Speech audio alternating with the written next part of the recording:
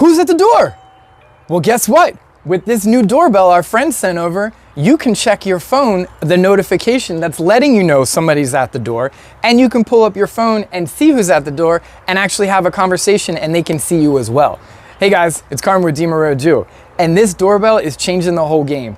Not only does it have a camera up top so you can see who's actually at your front door, but it also has a camera underneath which nobody else can see, and that's gonna let you know if there's any packages left. So if you're not home and you get a notification that somebody was at your front door, you can pull it up and you can actually see a package on the floor.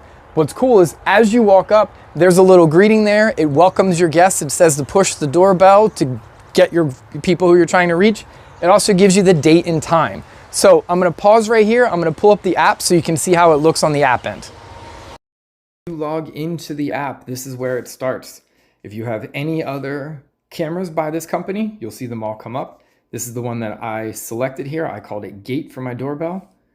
I can snooze, which is kind of nice. We're going to go through some of these functions here. This is the setting right away. I really like the smart detection. You can set up your detection area. I narrowed mine down to just the sidewalk because there's too many cars that drive by and too many people that are walking on the sidewalk up here. That is going to just set up my camera and just record all the time. I changed my detection instead of all. I really only want humans. I don't have any animal concerns.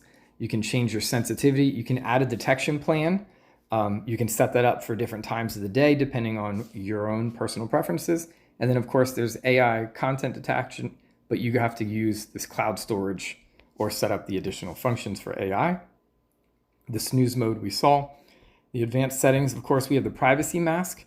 So if you have an area that you would like to add, say I don't want anything up here recorded because my neighbors come in and out of their cars a lot, I can go ahead and do that.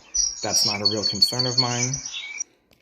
I like the fact that it has a screen display on the outside that lets people know that welcome, lets them know. It gives them the time as well. I like the sound recording.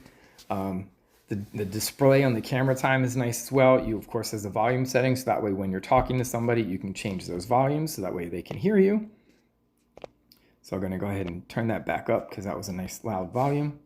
Of course, you can restart the device. Of course, you can change the doorbell sound because why not? And what's cool about it is it also comes with this doorbell chime that plugs into any outlet you have in your home. So it will act as an additional doorbell. Mine is hardwired.